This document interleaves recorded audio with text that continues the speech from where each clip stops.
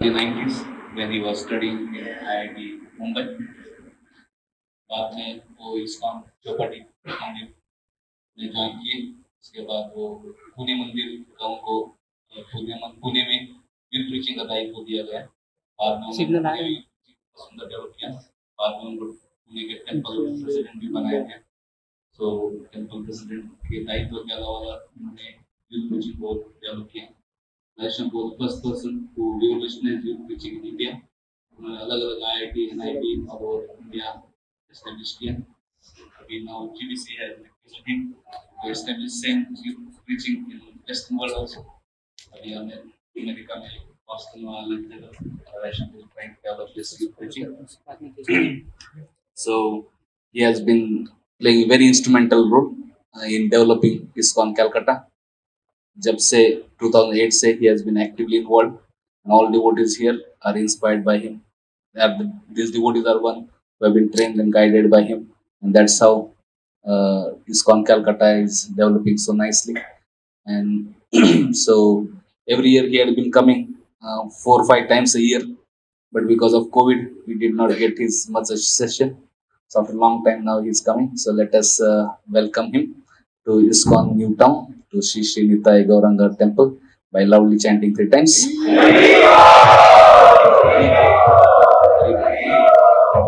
तो राधेश्याम आज रहेंगे और कल सुबह भी भागवतम क्लास देंगे 8 से 9:30।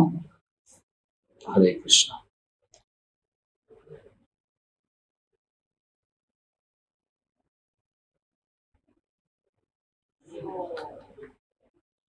हरे कृष्णा।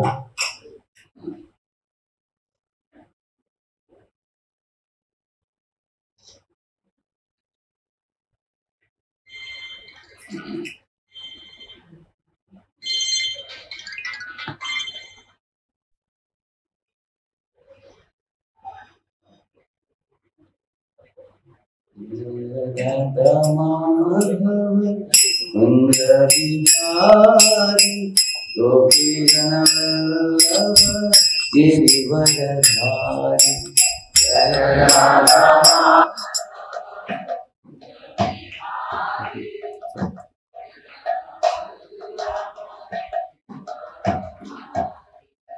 जय राधा माधव कुंज बिहारी गोपी जनवल्लभ गिरिवरधारी जय राधा माधव कुंज बिहारी गोपी जनवल्लभ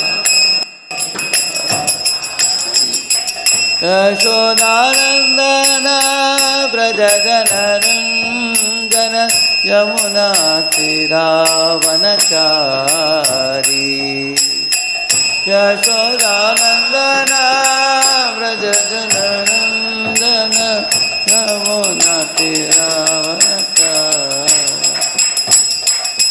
जय राधा माधव कुंज विहारी गोपी जनवल्लभ Girivardhari.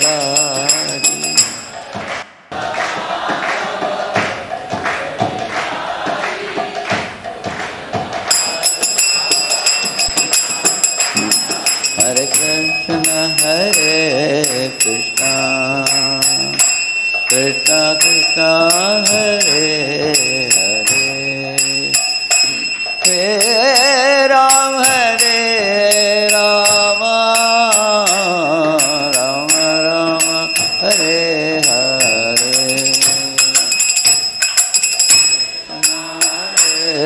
Krishna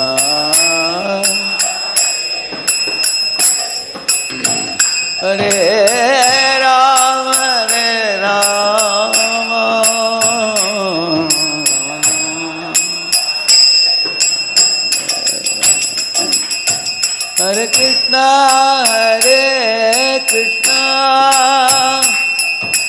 Krishna Hare Hare Hare Rama Hare Rama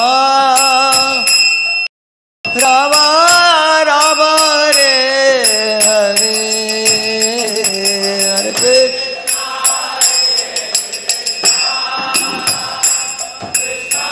Krishna Hare Hare Hare Rama Hare Rama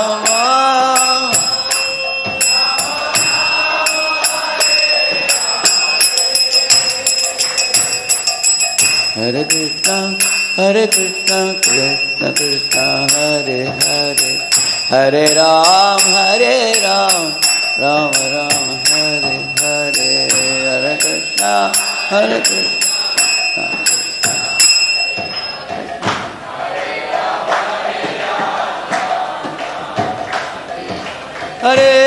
Krishna Krishna Krishna Hare Hare Hare Ram Ram Ram Hare Hare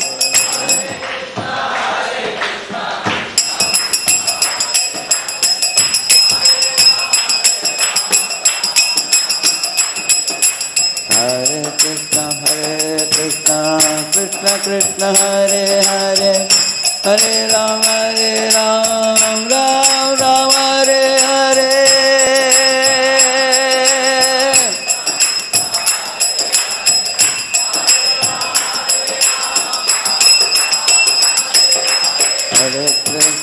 Hare Krishna Krishna Krishna Hare Hare Hare Rama Rama Rama Hare Hare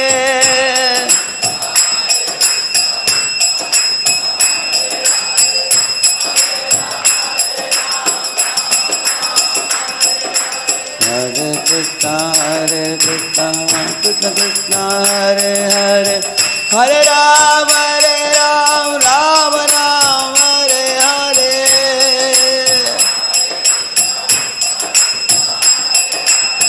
Hare Rama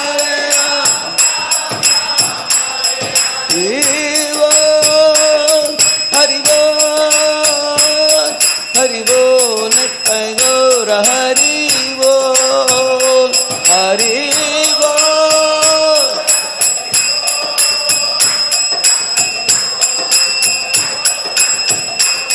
Jaya Jaya Prabhupada Prabhupada Srila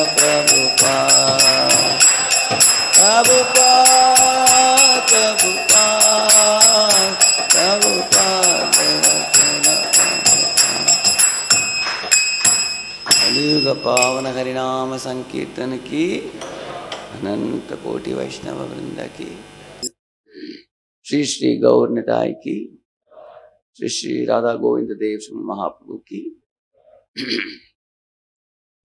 ओम अज्ञानतिमिरन्धस्य ज्ञानाञ्जनशलाकया चक्षुरुन्मीलितं येन तस्मै श्रीगुरवे नमः श्रीचैतन्यमनोभीष्टं स्थापितं येन भूतले स्वयं रूपः कलामह्यं ददाति स्वपदान्तिकं वन्देऽहं श्रीगुरोः श्रीयुतापदकमलं श्रीगुरून् वैष्णवांश्च श्रीरूपं साग्रजातं सहगण रघुनाथान्वितं तं सजीवं साद्वैतं सावधूतं परिजनासहितं कृष्ण चैतन्य देवं श्रीराधा कृष्णपादान् सहगण ललिता श्री विशाखान्वितांश्च नमो ओं विष्णुपादाय कृष्णप्रेष्ठाय भूतले श्रीमते भक्तिवेदांत स्वामिन्निति नामिने नमस्ते सारस्वते देवे गौरवाणी प्रचारिणे निर्विशेष शून्यवादी पाश्चात्य देशतारिणे नमो महावदन्याय कृष्ण प्रेम प्रदायते कृष्णाय कृष्ण चैतन्य नाम्ने गौरत्विषे नमः आजानुलंबित भुजो कनकावधातो संकीर्तनैकपितरौ कमलायतक्षौ विश्वम्भरो द्विजवरो युगधर्मपालो वन्दे जगत्प्रियकरो करुणावतारो वंदे श्रीकृष्ण चैतन्य नित्यानंद सहोदितौ गौड़ोदये पुष्पवन्तौ चित्रौ शम्दौ तमोनुदौ। जय श्री कृष्ण चैतन्य प्रभु नित्यानंद श्री अद्वैत गदाधर श्रीवासादि गौर भक्त वृंद। हरे कृष्णा कृष्णा कृष्णा हरे हरे, हरे राम राम राम हरे हरे। हरे कृष्णा। श्लोक पीछे बोलेंगे सब लोग। ओम नमो भगवते वासुदेवाय, ओम नमो भगवते वासुदेवाय, ओम नमो भगवते वासुदेवाय। नारायणं नमस्कृत्य नरं चैव नरोत्तमं देवीं सरस्वतीं व्यासं ततो जयमुदीरये। नष्टप्रायेष्व भद्रेषु नित्यं भागवत सेवया भगवत्युत्तमश्लोके भक्तिर्भवति नैष्ठिकी। कृष्णाय वासुदेवाय देवकी नन्दनाय च नन्दगोपकुमाराय गोविन्दाय नमो नमः। यत् अनुध्यासिना युक्ताः कर्म ग्रंथि निबन्धनम् छिन्दन्ति कोविदास्तस्य को न कुर्यात् कथारथिम्। हाथ में तलवार लिए बुद्धिमान मनुष्य भगवान का स्मरण करते हुए कर्म की बंधी हुई ग्रंथि को काट देते हैं। अतएव ऐसा कौन होगा जो उनके संदेश की ओर ध्यान नहीं देगा। तात्पर्य कृष्ण कृपा मूर्ति श्रील प्रभुपाद जी के द्वारा। श्रील प्रभुपाद की भौतिक तत्वों के संपर्क में आने से आध्यात्मिक स्फुलिंग एक ग्रंथि उत्पन्न कर देती है। अतः जो कर्म के घात प्रतिघात से मुक्त होने का इच्छुक होता है उसे इस ग्रंथि को काटना होता है। मुक्ति का अर्थ है कर्म के चक्र से छूटना। जो व्यक्ति निरंतर भगवान की दिव्य लीलाओं का स्मरण करता है उसे स्वतः यह मुक्ति मिल जाती है। इसका कारण यह है कि परम भगवान की सारी लीलाएं भौतिक शक्ति के गुणों से परे होती हैं। ये सारी दिव्य लीलाएं परम सर्वाकर्षक होती हैं और इस प्रकार भगवान के आध्यात्मिक कार्य का सतत सानिध्य बद्ध जीव को क्रमशः आध्यात्मिक बना देता है तथा सानिध्य से बद्ध जीव क्रमशः आध्यात्मिक बना देता है तथा अंततः उसकी भौतिक बंधन की ग्रंथि विच्छिन्न हो जाती है। अतएव भवबंधन से मुक्ति मिलना भक्ति का गौण फल है। केवल आध्यात्मिक ज्ञान की प्राप्ति से ही मुक्ति निश्चित नहीं होती। ऐसे ज्ञान के ऊपर भक्ति का लेप चढ़ना जरूरी है जिससे अंततः भक्ति की ही प्रधानता बनी रहे, तभी मुक्ति संभव होती है। यहाँ तक कि सकाम कर्मियों के कर्म भी यदि वे भक्ति से लेपित हों तो उन्हें मुक्ति की ओर ले जा सकते हैं। भक्ति से लेपित कर्म कर्मयोग कहलाता है। इसी प्रकार भक्ति से लेपित अनुभव गम्य ज्ञान ज्ञानयोग कहलाता है। किंतु शुद्ध भक्ति योग ऐसे कर्म तथा ज्ञान से स्वतंत्र है, क्योंकि यह अकेले न केवल बद्ध जीवन से मोक्ष दिलाने वाला है अपितु भगवान के प्रेमा भक्ति भी प्रदान करने वाला है। अतएव किसी भी ऐसे विवेकशील व्यक्ति को जो मध्यम स्तर के अल्पज्ञ व्यक्ति से ऊपर है उसे भगवान के बारे में श्रवण करके उनका गुणगान करके उनका ध्यान तथा पूजन करके निरंतर उनका स्मरण करना चाहिए। भक्ति की यही सम्यक विधि है। वृंदावन के गोस्वामी जिन्हें श्री चैतन्य महाप्रभु ने भक्ति उपासना पद्धति का उपदेश देने के लिए अधिकृत किया था, इस नियम का दृढ़ता से पालन करते रहे और उन्होंने हमें हमारे लाभ के लिए दिव्य विज्ञान का प्रभूत साहित्य तैयार किया। उन्होंने विभिन्न वर्णों तथा आश्रमों के लिए लोगों के लिए श्रीमद् भागवत तथा ऐसे ही अन्य प्रमाणिक शास्त्रों के आधार पर विविध मार्ग बनाए हैं। सब लोग पीछे बोलिए। यत् अनुध्यासिना युक्ताः कर्म ग्रंथि निबंधनम छिन्दन्ति कोविदास्तस्य को न कुर्यात् कथारतिम्।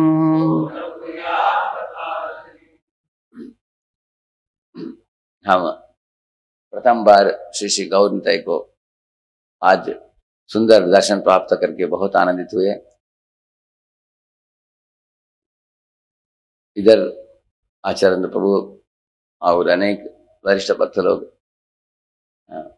इधर कुछ भी नहीं था तब से ये लोग आकर प्रचार काम चालू करके अनेक भक्तों को इकट्ठित किया है इधर।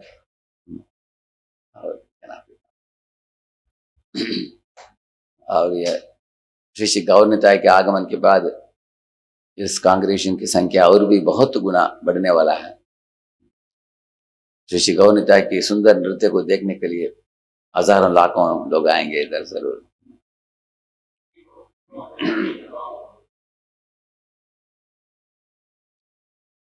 आज हम लोग जो पढ़ रहे हैं, इधर बताया गया कि असिना का मतलब है तलवार,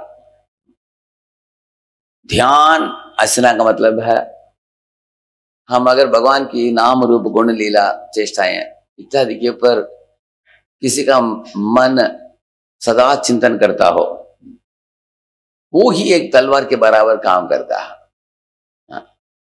और वो तलवार क्या काम करता है? कर्म ग्रंथि निबंधनम, वो भव बंधन को काट देता है।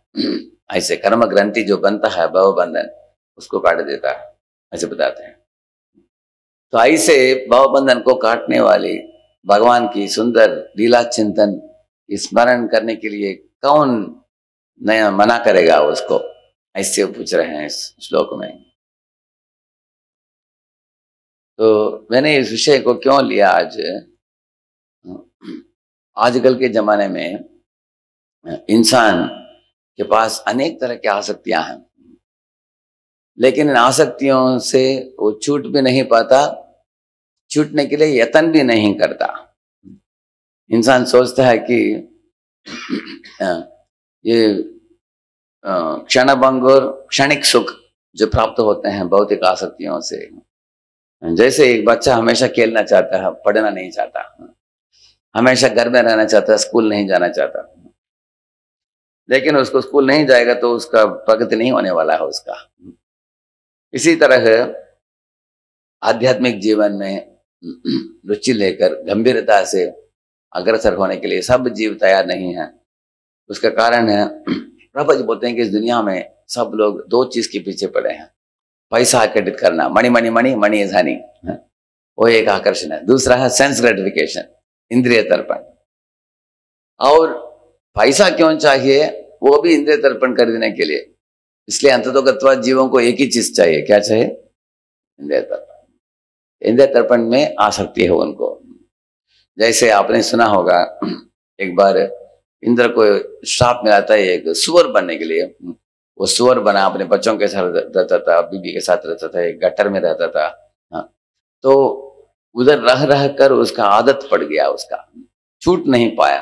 भागवत में एक श्लोक आता है, नरकस्तोपि देहम वही ना पुमांस त्यक्तुम इच्छति। अगर नरक में रह रह कर उसको आदत पड़ जाता है, बाहर आने के लिए वो तैयार नहीं है। वो ब्रह्मा जी ने जब बुलाया, उसको बोला कि तुम्हारा टर्म टेन्योर पूरा हो गया इधर है, निकल चलो अभी इंद्रलोक में तुम्हारा कुर्सी काली है, तुमको बुलावा आया है उधर से, चलो। लेकिन वो उधर जाने के लिए तैयार नहीं था।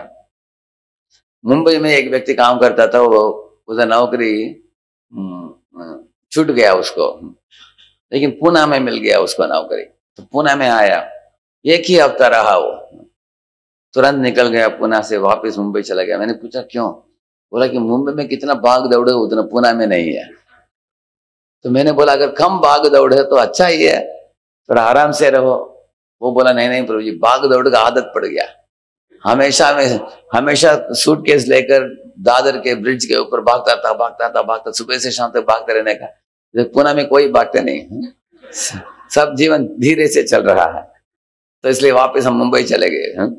तो इस तरह जीव को आसक्तियों में इतना लिपट जाता है तो बाहर ही निकल नहीं पाता हो।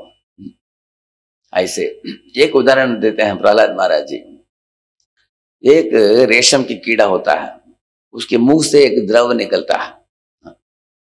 शुरुआत में वो द्रव एकदम मुलायम होता है, वो जब मुलायम होकर ऐसे उसके ऊपर ही एक आवरण बनता है, और उसको लगता है ये तो आवरण बहुत एकदम मुलायम है, अच्छा लगता है उसको, जैसे आपके ऊपर अगर कोई ब्लैंकेट डालेंगे तो कैसे होगा ऐसे। लेकिन धीरे धीरे वो ही आवरण जो है एकदम हार्ड बन जाता है, पत्थर जैसे। तो बाद में रेशम के कीड़े को पता चलता है कि मैं बाहर नहीं आ पाता हूं, जो मेरे मुंह से ही निकला वो मुझे ही बंधन में डाल दिया, ऐसे उसने समझा। ये उदाहरण क्यों प्रहलाद दे रहे हैं? प्रहलाद बोलते हैं कि इस दुनिया में हम लोग जब जन्म लिए एक ही आसक्ति था हमारा, किसके साथ? हाँ, माँ के साथ एक ही आसक्ति था। माँ को छोड़कर हम किसी और को जानते नहीं थे। लेकिन कभी कभी देखते हैं माँ जब अपने गोद में बच्चे को ली है, तब कोई पुरुष आता है जाता है, उनको कुछ खरीद कर लेके आ जाता है, तो बच्चा पूछता है ये कौन है? तो माँ बोलती है तुम्हारे पिता है। तो इंट्रोडक्शन हो जाता है पिताजी का। तो फिर वो बोलते ये भी अच्छा आदमी है, तो उनसे भी प्रेम जुड़ जाता है पिताजी के साथ। उसके बाद भाई, उसके बाद बहन, इस तरह 3-4 संबंध होता है। और 20-25 साल के बाद जब कोई विवाह करता है, विवाह करने के पहले बीवी के बारे में कुछ जानकारी नहीं है, लेकिन विवाहित होने के बाद 2, 3, 4, 5 साल में एकदम घनिष्ठ संबंध जुड़ जाता है। उसके बाद उनके 3-4 बच्चे होते हैं, उनसे संबंध जुड़ता है। उनके भी विवाह होकर बच्चे बनते हैं, उनसे भी पोता पोती संबंध जुड़ता है। और इधर परिवार कभी कभी 40-50 लोगों का हो जाता है, और कोई ऑस्ट्रेलिया में है, कोई लंदन में है, कोई अमेरिका में है, कोई कनाडा में है, इधर उधर। किसी का कुछ तबीयत ठीक नहीं है, कोरोना आ गया तो इधर इसको चिंता है। इधर से कनेक्शन है कि नहीं? कनेक्शन है कि नहीं? सबके साथ कनेक्शन है, परिवार के हैं 40-50 लोगों के साथ। अभी 50 लोगों में एक को समस्या हो सकता है कि नहीं? हो सकता है। इस तरह आसज्ज मानस्य दुरंत चिंतया, ऐसे मुंचकुंद राजा बताते हैं कि इस दुनिया में हम एक आसक्ति लेकर आए और अनेक आसक्तियां बढ़ गई। अभी सिर्फ जनता के साथ आसक्ति नहीं, नाता रिश्ता के साथ आसक्ति नहीं, हम पदार्थों से भी आसक्त हो जाते हैं, चीजों से भी, जड़ पदार्थ से भी हम आसक्त हो जाते हैं। आप देख सकते हैं, अगर किसी के मन में लग गया कि ये जो बंगला एकदम सुंदर है, कुछ लोग आजकल तुरंत स्मार्टफोन लेकर एक क्लिक कर लेते हैं, हमको ऐसे बंगला बनाना है, इसके लिए जमीन खरीदना है, इसी तरह का बंगला बनाना है, इसी तरह का कलर कॉम्बिनेशन चाहिए हमको, और उसके लिए बहुत कसरत करके लोन लेकर उसको बनाते हैं। तो वो बना बना कर उसमें पूरा जान चला जाता है, देख सकते हैं। तो ऐसा बताया गया कि बचपन में हम खिलौनों के साथ खेलते हैं, तरुण अवस्था में तरुण तरुणी के साथ और तरुण के साथ उनके साथ खेलते हैं, और थोड़े बड़े होकर विवाह होने के बाद सब लोग पैसे के साथ खेलते हैं। वृद्धावस्था में तबीयत के साथ हैं, उनको तबीयत ठीक नहीं रहता, बैक पेन होता है, पेट पेन होता है, सर दर्द होता है, अलग अलग दर्द है, घुटनी में दर्द है। तो इसलिए बताया गया कि बूढ़े अवस्था में लोग रोग के बारे में ज्यादा बात करते हैं। अगर 2 बूढ़े लोग आएंगे तो किसके बारे में बात करते हैं? तुम्हारा रोग क्या है, मेरा रोग क्या है, क्या दवाई खाना चाहिए। कोई बोलेगा एलोपैथी, नेचुरोपैथी है, होम्योपैथी, एक्सेप्ट लक्ष्मीपति है, लक्ष्मीपति को छोड़कर बाकी सब बातें करेंगे वो। तो इस तरह उसका आसक्ति क्या है? मेरे शरीर को बचा कर रखना चाहिए। एक बूढ़ा व्यक्ति भी डरता है मरने के लिए। एक व्यक्ति था, उसका 88 हो गया, उसका डॉक्टर ने बोला, उसके बेटा बेटी को कुछ बोला पड़ोस के कमरे में, तो उन्होंने बेटा बेटी को बुलाया, पूछा उनको क्या बोला डॉक्टर ने? वो बोले कुछ नहीं बोला। तो जोर से रोने लगाया। क्या बोला? मर जाऊंगा क्या? ऐसे मर जाएंगे बोला क्या उन्होंने? वो लोग बोले नहीं हम नहीं बोलेंगे तुमको, हम बोलेंगे तो तुम सहन नहीं कर पाओगे। नहीं बोल दो, पूरा बोल। अगर बोलने से भी रोएगा वो, ना बोलने से भी रोता है, क्या करे हम? ऐसे हो गया, शरीर 88-90 हो गया, अभी क्षीण हो गया, किडनी काम नहीं करता, लंग्स काम नहीं करता, लिवर काम नहीं करता, हाथ पैर काम नहीं करता, बिस्तर में लेटा है, मलमूत्र विसर्जन कर रहा है, फिर भी शरीर छोड़ने के लिए तैयार नहीं है। उसको शरीर से आसक्ति आप देख सकते हैं दुनिया में, बुढ़े अवस्था में भी। तो आजकल और भी अनेक आसक्तियां आ गए। आजकल विद्यार्थी, एक विद्यार्थी लिखा मुझे, खत लिखा, बोला कि बाबू जी जब से स्मार्टफोन आया मेरे जीवन में, मेरा जीवन बिगड़ गया। एकदम सरलता में पहले, अभी मैं बहुत चालाकी बन गया मैं, क्योंकि सब बहुत गंदे गंदे चीजों को देखता हूँ, अनेक वीडियोस देखकर पूरा मेरी पढ़ाई भी खराब हो गया। मैंने बोला उसको फेंक दो उसको। वो बोला वो मालूम है क्या आप बोलेंगे, आपने अनेक लेक्चर में बोला है मालूम है, उसको छोड़कर दूसरा उपाय बताइए। मैं बोला दूसरा देखो, या तो तुम आसक्ति को छोड़ो, स्मार्टफोन को यूज करो पढ़ाई के लिए, एजुकेशन पर्पस के लिए यूज कर सकते हैं, करेक्ट है ना? गृहीत्वा अपीन्द्रियैरर्थान् जो न द्वेष्टि न हृष्यति विष्णोर्मायामिदं पश्यन् स वै भागवतोत्तमः। उत्तम भागवत व्यक्ति वो होता है इस दुनिया के भौतिक पदार्थों को स्वीकारता है वो, लेकिन खुद की भोग के लिए नहीं, भगवान की सेवा के लिए। जैसे प्रभुपाद जी, कितने लोग आकर उनको पैसे दिए, बड़े बड़े मंदिर बांधा प्रभुपाद जी ने, खुद की भोग में नहीं लगाया। मैं भी उसको वही बोला, सही ढंग से यूज करने की क्षमता हो तुम्हारे पास तो तुम करो, नहीं तो क्या करो, छोड़ दो। वो छोड़ भी नहीं पा रहा है और बुरे आदतों को भी छोड़ नहीं पा रहा है वो। तो इस तरह से अनेक तरह की आसक्ति है। लोग जानते हैं अगर कोई विवाहित है, धर्मपत्नी है, बच्चे हैं, अगर वो किसी दूसरी स्त्री से आसक्त होता है तो बहुत खराब चीज है। तो जैसे रावण आसक्त हुआ सीता माता से, उसका सर्वनाश हो गया, उसके सारे वंश का। दुर्योधन था, उसके अंदर आसक्ति पैदा हुआ, किसके लिए? पांडवों की जमीन के लिए, दूसरों की संपत्ति के लिए, उसका पूरा सर्वनाश हुआ। अभी दुर्योधन की मनोभावना आप देख सकते हैं, मैं आपको दिखाऊंगा इसमें, एक मिनट। देखिए शकुनी बोल रहे हैं, शकुनिरुवाच दुर्योधनो महाराज विवर्णो हरिण कृशः दीनश्चिंता परश्चैव तद्विद्धि भरतर्षभ। हे राजा दुर्योधन, क्यों तुम्हारा रंग निकल गया तुम्हारे चेहरे से, तुम इतना क्षीण दिख रहे हो, तुम बहुत हतोत्साहित हो गए हो, कारण क्या है बताओ?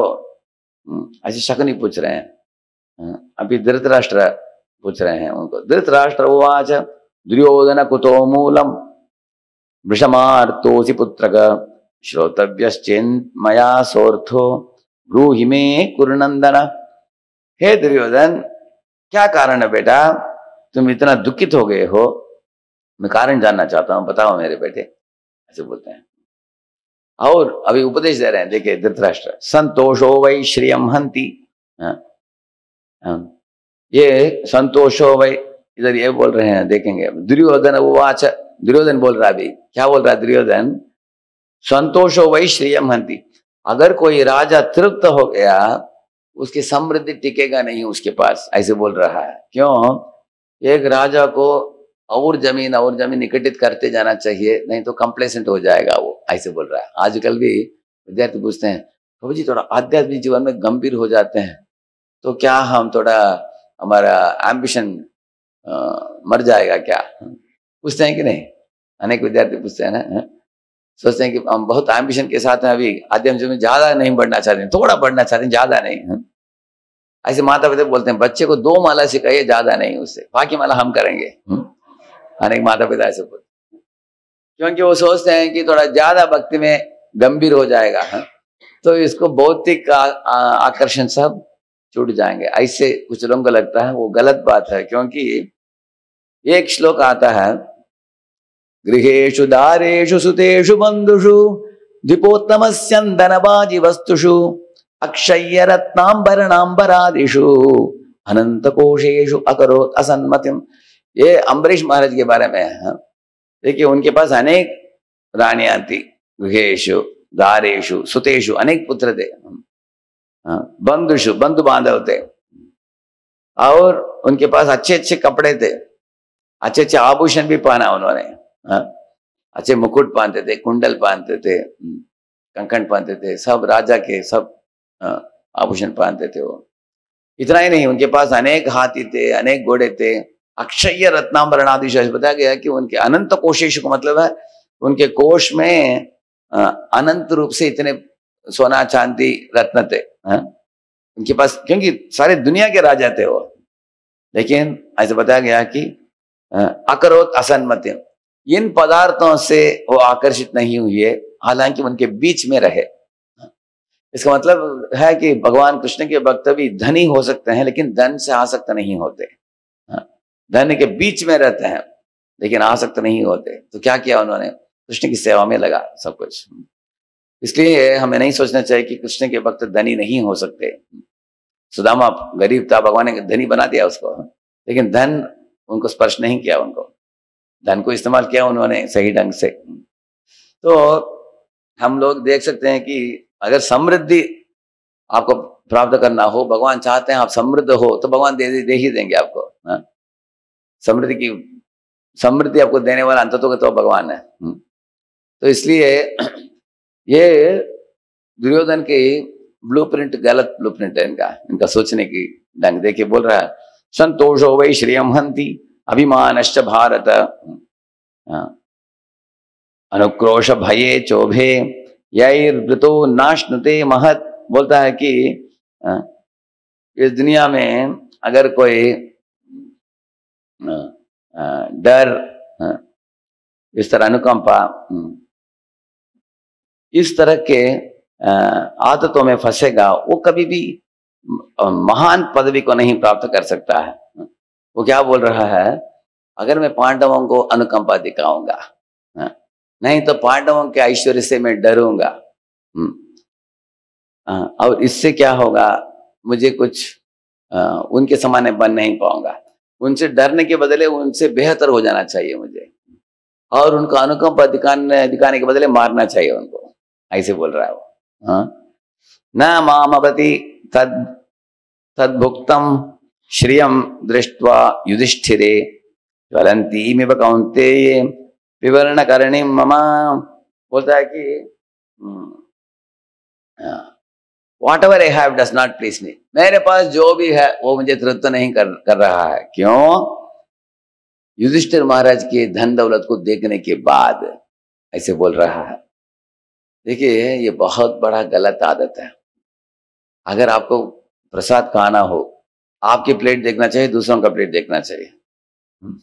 अगर आपका 50 उम्र हो गया, आप आधा पूरन पोली ले रहे हो, आप दूसरा लड़का है 20 वयस का, वो 4 पूरन पोली करा हो, उसके प्लेट देखूंगी तो आपको जलन होगा। अरे इतना अच्छा खा रहा है, मैं खा नहीं पा रहा हूँ। तो हम किस प्लेट देखना चाहिए? भगवान ने आपको जो दिया है उसको देखो, उसका सदुपयोग कर रहे हो कि नहीं वो देखो, दूसरों का मत देखो। अगर दूसरों का देख देकर हम जलन होगा, जलन से वो चीज प्राप्त होगा क्या? जलन से कुछ प्राप्त नहीं होता, जलन से और दर्द होता है, तकलीफ होता है। ये जल रहा है, ज्वलंतीमिव कौन्तेय विवरण करणीं मम। युधिष्ठिर महाराज की श्रेष्ठ भेंट जो मिला था उनको, उसको देखकर मेरे अंदर एक तरह का हताश में हो गया हूं, इस तरह बोल रहा है। ये अच्छा हम लोगों को सिखा रहा है कि whatever I have does not please me, having seen Yudhishthira as well।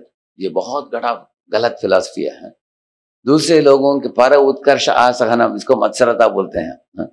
दूसरे लोगों की उत्कर्ष को देखकर जलन करना, ये बड़ा गलत है। तो आप बोलेंगे कि प्रभु जी आप बोलते हैं, लेकिन हमारे प्रायोगिक जीवन में अच्छे लोगों को देखकर थोड़ा जलन होता ही है। मेरे ही मित्र था, हम दोनों एक ही कॉलेज में पढ़े, अभी ये इतना आगे बढ़ गया, मैं नहीं पढ़ पा रहा हूँ।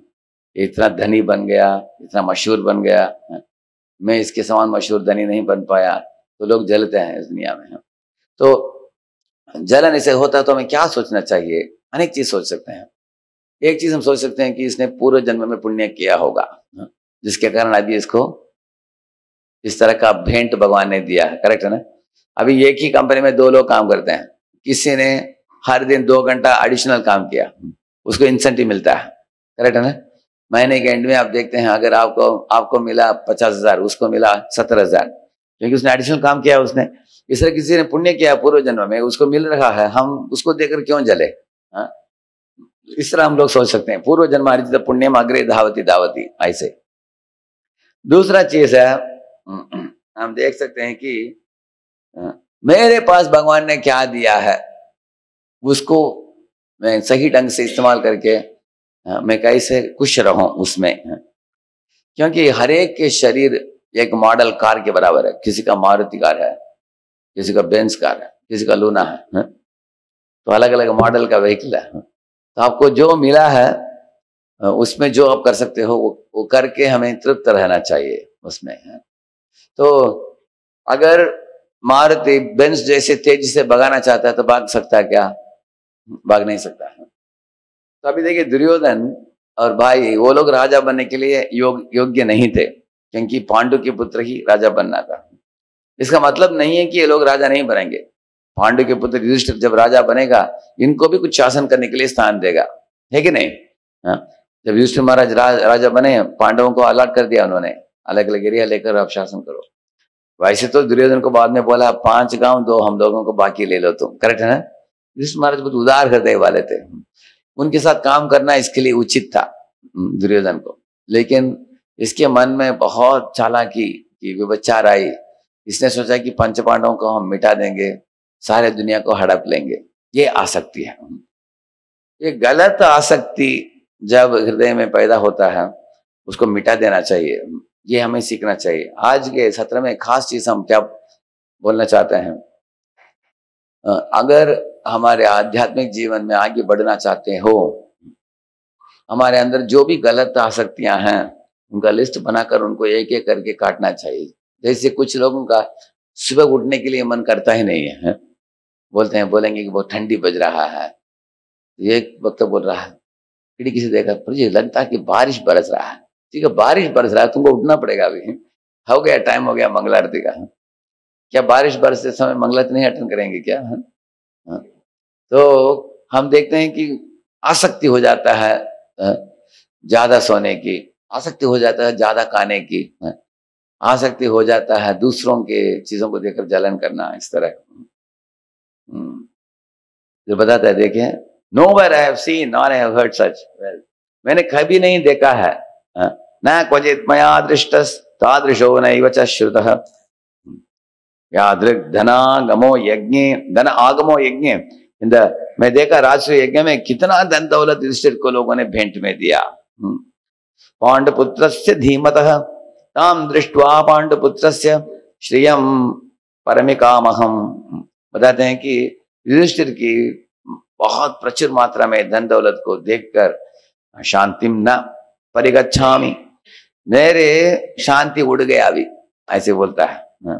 दह्यमाने न चेतसा, मेरे हृदय जल रहा है अभी, ऐसे बोल रहा है। जैसे कृतदधि को एक पुत्र हुआ और बाकी साउथ रानियां थी, वो सब रानियों ने देखा कि राजा कृतदधि को मिलने के लिए आता है, बच्चे को देखने के लिए आता है। वो तीनों लोग कमरे में हा हा ही हो हंसी मजाक करते हैं, लेकिन हमको राजा देख नहीं रहा है।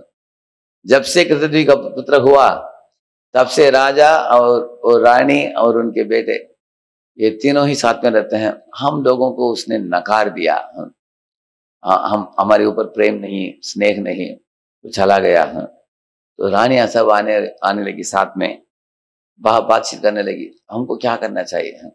कोई रानी बोले कि हमको दासीवत हमारा ट्रीटमेंट दे रहा है, दूसरे ने बोला दासी भी नहीं, दासियों का भी दासी, ऐसे बोली वो।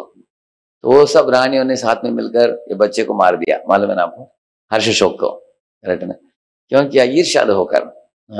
इस तरह, तो इस तरह दुर्योधन को भी इस तरह हृदय जल रहा है। पांडवों की संपत्ति इसको चाहिए, ये गलत आसक्ति है। शकुनिरुवाच यामेतामुत्तमां लक्ष्मीं दृष्टवानसि पांडवे तस्याः प्राप्तापुपायं मे शृणु सत्य पराक्रम। वो जो बहुत बड़े धन युधिष्ठिर महाराज के बारे में बोल रहे हो, तुमने जो देखा है, तो मैं तुमको बताऊंगा, एक स्कीम बताऊंगा, एक उपाय जिससे तुम उस पैसे को तुम पा सकते हो। ऐसे वो बोलता है। क्या आइडिया बोल रहा है वो? अहम अक्षयेश्व विज्ञातः, मैं बहुत बड़े खिलाड़ी हूं किसमें? डाइस खेलने में। पृथिव्याम अपि भारत, सारे भूमि में मेरे समान कोई नहीं है। जो नंबर चाहता हूं, 6 बोलूंगा तो 6 आ जाता है, 8 बोलूंगा तो 8 आ जाता है। ऐसे करके ऐसे मैं उस्ताद हूं उसमें। हृदयज्ञ पणज्ञश्च विशेषज्ञश्च देवने, मैं जानता हूं, सब डिटेल्स जानता हूं इस खेल का। और युत प्रियश्च कौन्तेयो न च जानाति देवी, तुम बता रहे हैं कि युधिष्ठिर महाराज को ये डाइस खेलने में मजा है, लेकिन वो खेलना नहीं जानता। वो उसको मेरे जैसे खेल नहीं पाएगा वो। आहुस्तश्चैष्यति व्यक्तम दिव्या वेत्या वयस्वतम, बता रहे हैं कि मैं उसको बुलाऊंगा मेरे साथ खेलने के लिए। वो जब आएगा क्या होगा? उसको पराजित कर दूंगा, सब राज्य को हड़प लूंगा और उसको हम भगा देंगे जंगल में। ऐसे बता रहे हैं। दुर्योधन उवाच अयमुत्सहते राजन् श्रियमाहर्तुमक्षवित् जूतेन पांडुपुत्रस्य तदनुज्ञातुमर्हसि। ये बोल रहे हैं कि ये इनके पास जाएगा अभी, धृतराष्ट्र के पास। बोलता है कि हे राजन, शकुनी इस तरह बहुत बड़े खिलाड़ी हैं, बहुत बड़े दक्ष हैं ये डाइस खेलने में। वो पूरा पांडवों के धन दौलत को लूटने की क्षमता है हमारे मामा के पास। इसलिए युधिष्ठिर के साथ डाइस गेम खेलने के लिए आपकी अनुमति चाहिए। तद अनुज्ञातुमर्हसि, ऐसे पूछ रहे हैं। धृतराष्ट्र उवाच, ये देखिए अभी धृतराष्ट्र का उपदेश सुनकर आप देखेंगे, आपको लगेगा कि कोई गीता का बोल सुन रहे हैं आप। वो उसको अच्छा मालूम आता है, धृतराष्ट्र को सही क्या है मालूम है उसको। शक्ता मंत्री महाप्राज्ञ, देखो दुर्योधन, विदुर मेरे प्रिय मंत्री है। स्थितो यस्यास्मि शासने, मैं शासन करता हूं उसके उपदेश पर ही। तेन संगम्य वेत्स्यामि कार्यस्यास्य निश्चयम्, मैं उसको कंसल्ट करके तुमको बताऊंगा बेटा हमें क्या करना चाहिए क्या नहीं करना चाहिए, तो थोड़ा समय इंतजार करो, ऐसे बोलते हैं। दुर्योधन उवाच निवर्तयिष्यति त्वासौ यदि क्षत्ता समेष्यति निवृत्ते त्वयि राजेंद्र मनुष्येहम संशयम। ओहो क्या बोल रहे हैं आप? विदुर जी के पास आप जाएंगे तो मना करेगा वो। अगर वो विदुर बोलता है मैं मामा खेलना नहीं चाहिए, और उसके बाद सुनकर आप उसके बाद में पढ़ोगे तो आप मुझे अनुमति नहीं दोगे, तो उस समय मैं अपने आप को आत्महत्या कर लूंगा, ऐसे बोलता है। मरिष्ये, ऐसे बोलता हो। समयी तुम मृते राजन विदुरेण सुखी भव, ठीक है राजा मैं मर जाता हूं, आप आपके मंत्री विदुर के साथ खुशी से रहिए, ऐसे बोल रहा हो। भोक्ष से पृथ्वी कृत्स्नाम किम मया तुम करिष्यसि, आप सारे दुनिया को भोगो अकेले, आपको मेरी जरूरत नहीं है, ऐसे बोल रहा है। वैशंपायन उवाच, ऋषि बोल रहे हैं वैशंपायन। आर्तवाक्यम तो तत्तस्य, अपने बेटे के आर्तवाक्यम मतलब दुखित होकर जो दुर्योधन ने बोला वो बात सुनकर प्रणयोक्तम निशम्य सह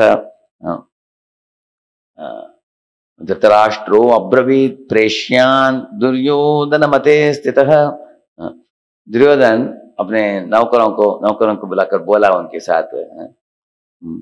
तो उन्होंने दुर्योधन के मन की स्थिति जो है वो धृतराष्ट्र के मन में घुस गया, ये बात है। देखिए इसका मतलब क्या है, हम अगर किसी व्यक्ति से आसक्त हो जाते हैं उसकी मनोस्थिति हमारे मन के अंदर प्रवेश कर लेता है। जैसे मंत्रा को बहुत मानती थी कौन? कैकेयी। उसके बहुत निकट सहेली थी, वो सखी थी। इसलिए जब मंत्रा आकर उसको घुमा दिया, उसको बोला कि तुम्हारा बेटा राजा नहीं बनेगा, नहीं तो कौशल्या का राजा बेटा राजा बनेगा ना, तो कौशल्या बहुत प्रिय रानी बन जाएगी। तुम कैकेयी, तुमको कोई नहीं देखेगा, राजा तुम्हारे निकट कभी नहीं आएगा। अभी तुम फेवरेट रानी हो। 3 रानी में कौन फेवरेट था? दशरथ को कैकेयी बहुत प्रिय थी, लेकिन बाद में कौन प्रिय बन जाएगी? कौशल्या। ये बात सुनकर ईर्ष्या को पैदा कर दिया उन्होंने। तो मंत्रा को लगा कि मेरे स्वामिनी कौन है? कैकेयी। अगर मेरे स्वामिनी कैकेयी होने के कारण उसका बेटा पुत्र बने, उसका पुत्र राजा बनेगा, तो कोई भी मेरे कुबड़ी को देखकर मजाक नहीं उड़ाएगा, क्योंकि लोग सोचेंगे कि ये राजा के माँ के सखी है, वो प्रेस्टीज है उसका। लेकिन अगर कौशल्या रानी बन जाएगी तो हमको देखकर कोई कुबड़ी को कुबड़ी कुबड़ी बोलेंगे लोग, ऐसे हमको मजाक उड़ाएंगे। ये सोचता किसका? मंत्रा का। ऐसे तो इसलिए मंत्रा ने मंथन कर दिया उसके कैकेयी को ऐसे। तो कैकेयी उसकी बात में पढ़कर उसके अंदर आसक्ति को पैदा कर दिया। इसका मतलब आसक्ति पैदा होता है, अपने आप नहीं आता है। आसक्ति पैदा होता है उस संग से। तो कभी कभी आप देखते हैं एक व्यक्ति के जीवन एकदम शांति से चल रहा है, कभी कभी उसके परिवार वाले आकर बोलते, अरे तुमने क्या किया, देखो इनका बेटा अमेरिका गया है, तुम क्या कर रहे हो? तो उनके बात में पढ़कर ये भी अपने बेटे को अमेरिका भेज देते हैं। बाद में बुढ़े होने के बाद बुलाते हैं बेटे को, बेटा आ जाओ, हम बुढ़े हो गए, अभी तुम्हारी जरूरत है। वो बोलेगा हमने ग्रीन कार्ड ले लिया उधर, हम वापस नहीं आने वाले, हमको डॉलर नोट भेजेंगे आपको। तो बेटा को माँ बोलते हैं तुम्हारे पैसा नहीं चाहिए बेटे हमको, तुम इकलौते बेटे हो, आ जाओ हमको संभालो। तो ये लोग बोल रहे हैं कि अरे इन लोगों की बात सुनकर हमने अमेरिका भेजा, अभी नुकसान हुआ हमारा, क्योंकि इन्होंने इनके अंदर लोभ को पैदा कर दिया। करेक्ट ना? तो इस तरह आसक्ति जो है, कोई गुस्सा देता है हमारे अंदर आसक्ति को, कुछ संग से आसक्ति दूसरे लोग से हमारे अंदर आ जाता है। इसी तरह सत्संग में हम जुड़ेंगे, हम सत्संग में आकर भगवान को प्राप्त करने के लिए लोभ आ जाता है, वो अच्छा लोभ है, लवल्यम। इसलिए सत्संग में रेगुलर जाना चाहिए। सत्संगत्वा निसंगत्वे निसंगत्वा निर्मोहत्वे निर्मोहत्वा निश्चलतत्वे निश्चलतत्वा जीवन मुक्ति। सत्संग में आने से कुसंग से आप बचेंगे, कुसंग से बचने से मोह से अब बच जाएंगे। यह भी मोह में पड़ रहा है कौन? धृतराष्ट्र। अपने बेटे की बात सुना है, अभी बेटा रो रहा है, नाराज भी हो रहा है, रो भी रहा है। वो दुर्योधन बोल रहा है पिताजी को, ठीक है आप विदुर को लेकर उसके साथ रहो, आप सारे दुनिया का शासन करो, मैं मरूंगा, मेरे मृत्यु में तुम आनंद पाओ। इस तरह नाराज हो रहा है वो। और साथ साथ वो बोल रहा है कि आप बोल रहे हो कि मैं आपका बेटा हूं, लेकिन मेरा भलाई आपको भी भलाई है, क्योंकि अगर मैं राजा बनूंगा तो आपका भी इमेज बढ़ जाता है। सही है कि नहीं पता? हाँ, ये तो आइडिया हमने सोचा नहीं पहले। धृतराष्ट्र को भी अच्छा लगा वो पॉइंट, ये घुस गया उनके दिमाग में। सोचा कि अच्छा मेरा बेटा, इसलिए मामा का पांडवाश्चैव किम कुर्वत, ऐसा पूछता है धृतराष्ट्र। ऐसे धृतराष्ट्र का कैरेक्टर बहुत स्पेशल है, क्योंकि उसके 2 साइड में 2 लोग हैं, इधर विदुर है और एक दुर्योधन है। तो दुर्योधन के ऊपर आसक्ति है और विदुर उनको दे रहा है सद्बुद्धि। तो हम लोगों के जीवन में ही ऐसे ही है, दोनों साइड में। हम देखेंगे कि एक साइड में गलत आसक्तियां हमें खींच रही है, हम जानते हैं कि ये गलत है, और दूसरी ओर भक्त लोग का संग है, प्रभुपाद की किताबें हैं, प्रवचन सुनते हैं, सही क्या है मालूम है। कभी कभी सही क्या है मालूम होने के बावजूद भी हम गलत दिशा में जाते हैं आसक्ति के कारण। इसलिए आप देखेंगे धृतराष्ट्र का क्या हुआ। तो धृतराष्ट्र बोल रहा है अभी, धृतराष्ट्र उवाच स्तूणा सहस्रैर्बृहतीं शतद्वारां सभां मम मनोरमां दर्शनीयां आश कुर्वन्तु शिल्पिनः। ये बोल रहे हैं कि एक बहुत बड़े महल बनाया जाए जिसमें 1000 खंभ होंगे और 100 दरवाजे होंगे और बहुत सुंदर सुंदर अलंकार होंगे उधर। ऐसे एक आश कुर्वन्तु, जल्दी ऐसे एक महल बनाया जाए, ऐसे आदेश दे दिया उन्होंने। किसके लिए? द्यूत क्रीड़ा के लिए। वैशंपायन उवाच दुर्योधनस्य शांत्यर्थम इति निश्चित्य भूमिपः। दुर्योधन को शांत करने के लिए राजा ने इस तरह निर्णय ले लिया। धृतराष्ट्रो महाराज प्राहिणो विदुराय वै। तो इस तरह करने के बाद उन्होंने विदुर जी को बुलाया। अपृष्ट्वा विदुरम ह्यस्य नासीत् कश्चित् विनिश्चय। विदुर को पूछे बिना धृतराष्ट्र कभी भी किसी भी निश्चय नहीं लेता था। द्यूत दोषांश्च जानन् स पुत्र स्नेहाद कृष्यत। वो समझ गया कि ये द्यूत क्रीड़ा से बहुत तकलीफ होने वाला है, लेकिन पुत्र स्नेहाद कृष्यत ऐसा बताया गया। पुत्र स्नेह से आप्लावित होकर वो मना नहीं कर पाया। यही बात हुआ भीष्मक राजा का भी। भीष्मक राजा की बेटी जो थी रुक्मिणी, उनको विवाह करना था किससे? कृष्ण से। 5 बेटे थे उनके, 4 बेटों ने मान लिया, ठीक है बहन कृष्ण से विवाह करना चाहती है, उनको माना नहीं था। लेकिन ज्येष्ठ पुत्र जो था, रुक्मी था उसका नाम, उसका मैत्री गलत था उसका। जरासंध ऐसे लोगों के साथ, शिशुपाल उनके साथ संबंध था उसका। वो कृष्ण को द्वेष करने वाला था वो रुक्मी। इसलिए वो उसने पिताजी को बोला, भाइयों को बोला, आप लोग क्या अपने आप निर्णय ले रहे हो? मैं ज्येष्ठ पुत्र हूं, मैं बहन का जीवन कैसे होना चाहिए मुझे मालूम है, मैं निर्णय लूंगा उसके विवाह के संबंध में। वो बोला कि मैं उसको देना चाहता हूँ शिशुपाल को। तो छोटे भाई डर गए, बड़े भाई बोल रहा है मना कैसे करेंगे। तो वो लोगों ने पिताजी को बोला कि आप ही निर्णय लीजिए। अभी उधर वही बात बताया गया। पुत्र स्नेह के कारण पिताजी ने बोला ठीक है बेटा, अगर तुम्हारी मत ऐसा हो तो हम भी मानते हैं। उन्होंने मान लिया। वो सही था क्या? गलत था वो। लेकिन पिताजी को डांटना चाहिए उसको। अरे मोर शिशुपाल कौन है, कृष्ण कौन है? बोल नहीं पाया वो।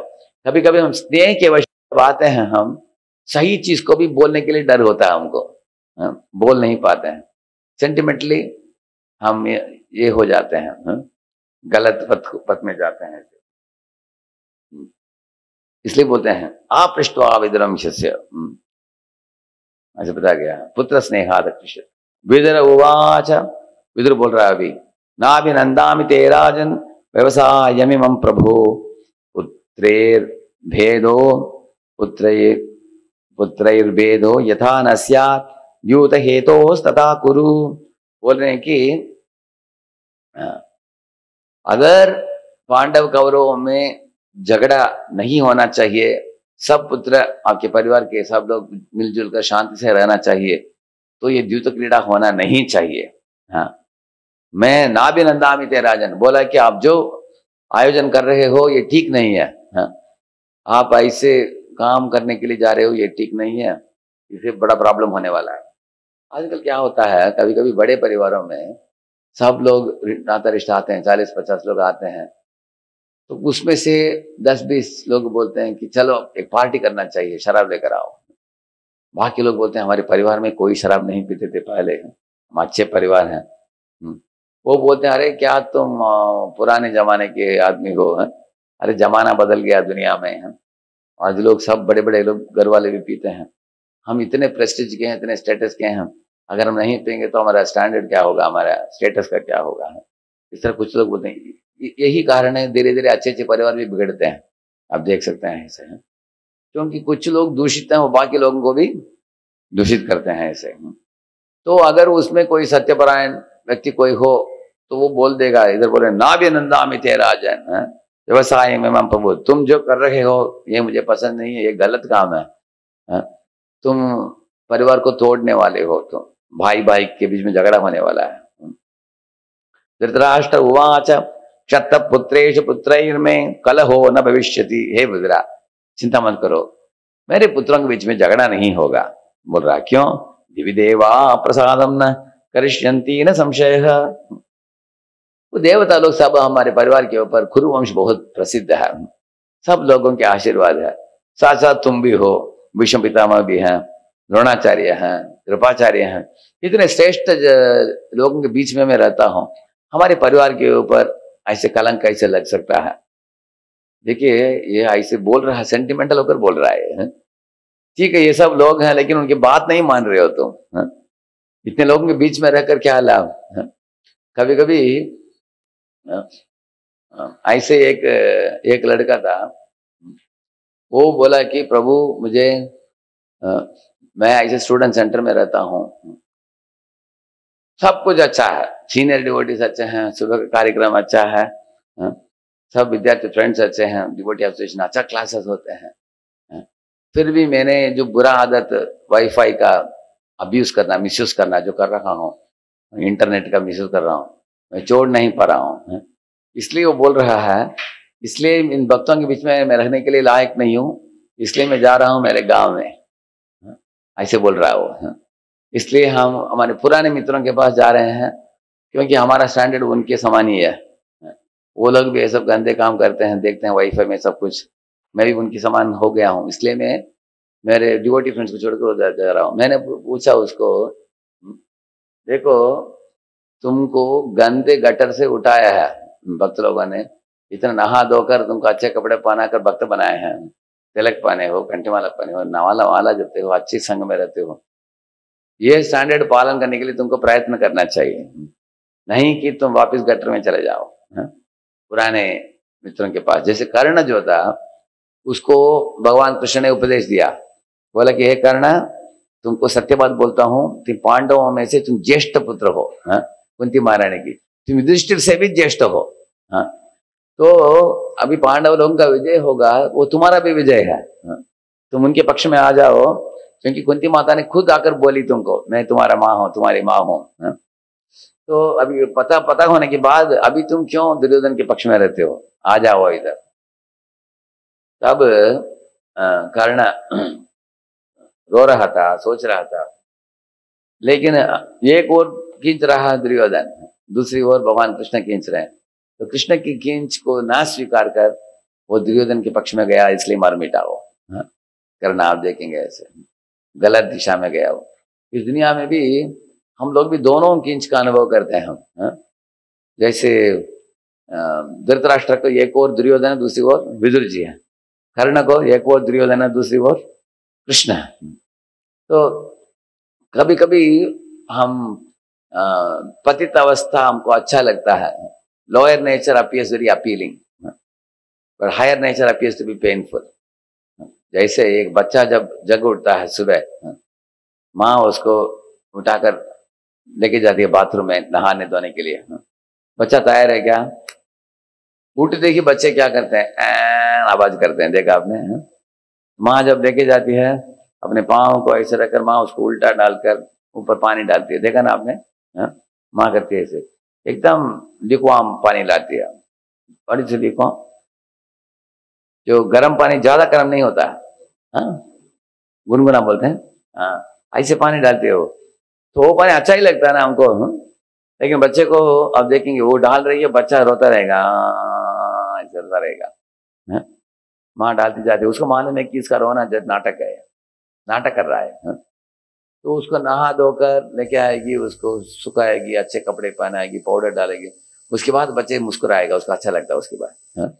लेकिन उठने के लिए भी आलसीपन, नहाने के लिए भी आलसीपन, मुख धोने के लिए भी आलसीपन होता है। तो तमोगुण से एक सुख मिलता है, सत्वगुण में एक सुख मिलता है, दोनों में से श्रेष्ठ क्या है? नहाने धोने के बाद आने वाले सुख है सत्वगुणी सुख, क्योंकि शुद्ध होकर सुख, और बिस्तर से उठने के बाद ना उठने की इच्छा, लेटे रहने की इच्छा, वो तमोगुण से मिलने वाला सुख। तो कुछ जीव किसको प्रेफर करते हैं? तमोगुणी सुख। कुछ विद्यार्थी हैं 8 बजे 9 बजे तक उठते नहीं, हमने देखा हमारे IIT में, तो मुंह धोकर निकल जाएंगे कॉलेज के लिए, नहाएंगे ही नहीं, ऐसे भी देखा हमने, क्योंकि वो तमोगुणी सुख है वो, करेक्ट है? तो अभी तमोगुणी सुख में प्रॉब्लम क्या है? तमोगुणी सुख में हम जितना हम वो सुख, नीचे का सुख पाएंगे, सब तरह की बुरे आदतें बढ़ते जाएंगे हमारे में, गंदे गंदे गंदे गंदे चीज बढ़ते जाएंगे एक एक करके, everything, then we will never become awakened. तो इसलिए सत्वगुण सुख में सुख लूटना चाहिए। धृतराष्ट्र अगर विदुर की बात मानेगा तो ही is deriving happiness at elevated platform. अगर दुर्योधन की बात मानेगा तो कटन में रहेगा वो, करेक्ट में। तो अभी धृतराष्ट्र बोल रहा है, धृतराष्ट्र उवाच क्षत पुत्रेषु पुत्रेर्मे कलहो न भविष्यति विदेवाः प्रसादं न करिष्यन्ति न संशयः अशुभं वा शुभं वापि हितं वा यदि वा हितं प्रवर्ततां सुहृद्यूतं दृष्टमेतन्न संशयः। ये मेरे पुत्र और पांडु के पुत्र दोनों खेलने दे, जो भी तकदीर में लिखा वही होने वाला है। तब विदुर जी बहुत नाराज हुए, बोले कि देखो अगर तुमने जून महीने में काम किया, सैलरी कब मिलेगा आपको? जुलाई में। और जुलाई में जब तुम काम करोगे कंपनी में, आपको वेतन मिलेगा अगस्त 1 को मिलेगा आपको। पूर्व जन्म में तुमने जो किया है उसका वेतन ऑलरेडी आ चुका है तुमको। कैसे? तुमको 100 पुत्र प्राप्त हुए हैं, तुम कुरु वंश के राजा बने हो, ये सब पूर्व जन्म की लाभ है, मिला है। लेकिन ये मिलने के बाद अभी जो तुम कर रहे हो इसका नतीजा कब निकलेगा? बाद में निकलेगा। इसलिए तुम तकदीर को कोसो मत। Fate brings the results of previous activities, not the current activities. आपके करंट एक्टिविटी के लिए आपको अगले जन्म में मिलेगा। Fate only brings results of the previous activities. इसलिए अभी जो तुम निर्णय लेना चाहिए तुमको, वो अभी तुम्हारे हाथ में है। तो ये पॉइंट नोट करना चाहिए हम लोगों को हमारे जीवन में। To give up a bad activity और bad attachment is in your hands. You can not blame anybody for that. अगर कोई आलस्यपन करता है, सुबह उठता नहीं, तो उठने की क्षमता है आप में। 3 चीज हम कर सकते हैं एक आदत को हम बदलना हो। पहला चीज है, इसको बोलते हैं स्टेप बाय स्टेप प्रोग्रेस।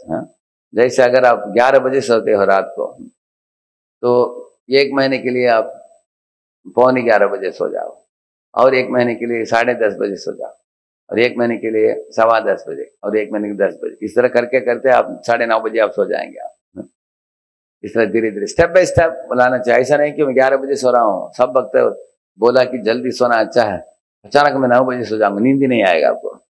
हाँ, स्टेप बाय स्टेप करना चाहिए। जैसे एक वाटरमेलन खाना मुश्किल है, लेकिन काट दिया उसको, पीस बाय पीस खाना बहुत आसान है। उसको स्टेप बाय स्टेप हमें जाना चाहिए, पहला चीज। दूसरा है, उस फील्ड में आपको एक रोल मॉडल देखना चाहिए। कौन भक्त है जिनमें ये आदर्श गुण है, जो आदर्श गुण को मैं भी प्राप्त करना चाहता हूँ। Make one role model and keep on associating with that role model and learning from the lord. उनसे सीखते रहना चाहिए हमको। कोई अच्छा श्लोक बोलना चाहता है, तो श्लोक ऑलरेडी बोल रहे हैं अनेक लोग, उनके पास आकर संग करके उनसे सीखना चाहिए कैसे याद करते हैं, तो हमको भी श्लोक आएगा ऐसे। इसी तरह से तीसरा है, associating with peers who all are endeavouring for the same goal. हम ऐसे हमारे समभक्त होना चाहिए जो उसी लक्ष्य को प्राप्त करने के लिए प्रयत्न कर रहे हैं। जैसे अगर मान लीजिए एक आश्रम में एक कमरा है, उधर भक्त लोग दिन में भी सोते हैं, दूसरा कमरा है, उधर भक्त लोग बैठकर पढ़ते हैं। आप दिन में अगर आपको जाना हो तो किस कमरे में जाना चाहिए? जिधर पढ़ते हैं उधर जाना चाहिए, करते हैं। उधर जाएंगे तो आप क्या करेंगे? वो पढ़ने वाले कमरे में जाकर लेटेंगे तो भक्त लोग क्या बोलेंगे? तो जिधर मत लेटना, लेटने का कमरा नहीं है, ये पढ़ने का कमरा है, पढ़िया। लेटना तो वो रूम में चले जाएगा। तो चॉइस किसके पास है? हमारे पास। तो इधर देखता है उधर देखता है, बोलता है कि थोड़ा शरीर दुख रहा है, 2 मिनट आराम करके आता हूँ, जाएगा, और 2 मिनट हो जाएगा, 2 घंटा हो जाएगा। इसलिए ये इस तरह की आसक्तियों को छोड़ना, तो किसी को कोसिए मत, किसी को कोसना नहीं, ये आपके ही हाथ में है। धृतराष्ट्र अभी बोल रहा है कि ये मेरे पुत्रों को खेलने दे, जो भी आएगा नतीजा, शुभ हो अशुभ हो, हित हो अहित हो, मुझे परवाह नहीं, जो भी तकदीर में लिखा वही होगा, ऐसे बोल रहा है वो। न वार्यो व्यवसायो में विदुरैतद् ब्रवीमिते दैवमेव परम मन्ये ये नहीं तदुपपद्यते। बोल रहा है कि मैं तकदीर को ही श्रेष्ठ मानता हूँ, हे विदुरा, मेरे निर्णय को मैं बदलूंगा नहीं। मैं दुर्योधन के साथ बात हो गया हमारा, मैंने निर्णय ले लिया, तुम मुझे बदलने के लिए विनती मत करो, मेरे ये डाइस गेम होने ही वाला है, ऐसे बोल रहा है। वैशंपायन उवाच विदुरस्य मतं ज्ञात्वा धृतराष्ट्रो अंबिकास्तः दुर्योधनमिदं वाक्यम उवाच विजने पुनः। तो विदुर के मत जानकर धृतराष्ट्र ने दुर्योधन को बुलाकर, अभी क्या बोलेगा आप आश्चर्य करेंगे, क्या बोलता है देखिए। धृतराष्ट्र उवाच अलम द्यूतेन गांधारे, ओ दुर्योधना, ये द्यूत क्रीड़ा को छोड़ दो बेटा, ऐसे बोल रहे हैं। अभी विदुर के पास क्या बोल दिया उन्होंने, ये द्यूत क्रीड़ा करेगा ही मेरा बेटा, मैं महल भी बना दूंगा, ये होने ही वाला था, ऐसे उनको बोला विदुर जी को। फिर भी उन्होंने सोचा कि एक लास्ट बार मैं ट्राई मारूंगा दुर्योधन को सुधारने के लिए, देखेंगे सुधर जाएगा तो अच्छा होगा, इसलिए बोल रहा है अलम द्योतेन गांधारे, ओ दुर्योधना, ये द्यूत क्रीड़ा को छोड़ दो बेटा। विदुरो न प्रशंसति, विदुर को अच्छा नहीं लग रहा बोल रहा है वो। नाख्यसौ समहा बुद्धिर अहितम नो वदिष्यति, वो बोल रहा है, वो बहुत बुद्धिमान है विदुर, सोच विचार कर उसने बोला है ये हमारे लिए अच्छा नहीं बेटा, इससे कुछ मदद नहीं होने वाला है, अहित होने वाला है, छोड़ दो उसको। हितम ही परमं मन्ये विदुरो यत् प्रभाषते क्रियताम पुत्र तत्सर्वम एतमन्ये हितम तव। जो भी विदुर बोल रहा है बेटा, उसके उपदेश को हमें फॉलो करना चाहिए, इसलिए तुम्हारे लिए यही उचित है, ऐसे बोल रहा है। द्यूतेन तैलम पुत्र द्यूते भेदो ही दृश्यते, क्रीड़ा से झगड़ा होता है बेटा, भेदो भेदे विनाशो राजस्य तत्पुत्र परिवर्जय। जब तुम्हारे बीच में और पांडवों के बीच में अगर झगड़ा हो गया, उससे हमारे सारा कुरुवंश का नाश हो जाएगा, इसलिए तत्पुत्र परिवर्जय, इसलिए बेटे मैं विनती करता हूँ छोड़ दो बेटा, भूल जाओ इसको, ऐसे बोलते हैं। दुर्योधन उवाच नामाम प्रीणाति राजेंद्र, आप जो बोल रहे हो पिताजी मुझे अच्छा नहीं लग रहा है। लक्ष्मी साधारणा विभो ज्वलितामिव कौन्तेये श्रियं दृष्ट्वा च विव्यते। तो बोल रहा है कि मैं ऑलरेडी आपको बोल चुका हूं कि युधिष्ठिर की धन दौलत को देखकर मेरे हृदय जल रहा है, तो आप मुझे फोर्स कर रहे हो आप। नाम ध्येयानि रत्नानाम पुरस्तान्न श्रुतानि मे यानि दृष्टानि मे तस्याम मनस तपति तच्च में। बोल रहा है कि तो मैं बैठा था उधर जिधर पुरस्कार आ रहे थे, काउंट उसकी गिनती किया मैंने, किस किस तरह के इतने रत्न, इतने सोना चांदी ये सब आया, मैंने उनका नाम भी नहीं सुना है, इतने विविध तरह के धन दौलत आए उसको, और उसके माया सभा में इतने मणियों से मंडित है वो, रत्नों से, उसको देखकर मेरे हृदय जल रहा है। धृतराष्ट्र उवाच त्वं वै ज्येष्ठो ज्येष्ठिनेयः पुत्रमा पांडवान् विषः द्वेष्टा ह्यसुखमादत्ते यथैव निधनं तथा। बोल रहे हैं कि तुम मेरे सबसे ज्येष्ठ पुत्र हो बेटा, इसलिए तुम पांडवों से द्वेष मत करो, क्योंकि अगर तुम दूसरों को द्वेष करोगे उससे तुमको सुख नहीं प्राप्त होगा जीवन में, तुम दुखी हो जाओगे। और ऐसे व्यक्ति दुखी जीवन बिताता है पूरा जीवन, मरते समय भी दुखी मरता है वो, ऐसे बोलता है वो। यथैव निधनम तथा, जीते समय भी दुखी, मरते समय भी दुखी रहेगा वो, ऐसे बोला उन्होंने। तुल्याभिधनवीर्यश्च कथं भ्रातुं श्रियं नृप पुत्र कामयसे मोहान मैवं भू शाम्य साध्य। बोल रहे हैं कि पांडव और तुम दोनों जन्म से कुल में श्रेष्ठ हो, दोनों श्रेष्ठ हो, दोनों धनी हो, उनके पास जो भी हो तुम्हारा भी है, हम सब एक ही परिवार है बेटा, समझो। ये तुम्हारे भाइयों की धन को लूटना क्यों चाहते हो? तो तुम्हारी इच्छाएं जो है ये तुम्हारी गलत धारणा के कारण है, सही बोल रहा है वो। डोंट बी लाइक दिस, माई वम बूहू शाम के साथ भी है, शांत हो जाओ बेटे। क्योंकि तुम उनके ही भाई हो और वो लोग आप तुम्हारे ही भाई हैं ना, आप दोनों एक ही परिवार के हैं, उनकी पैसा तुम्हारा भी है, साथ में रहो, इस तरह बोलते हैं। इसे बोलते हैं कि अगर दूसरे व्यक्तियों की धन को देकर हम जलते हैं, उसको प्राप्त करना चाहते हैं, लूटना चाहते हैं, हमारा सर्वनाश होता है, ऐसे बताते हैं।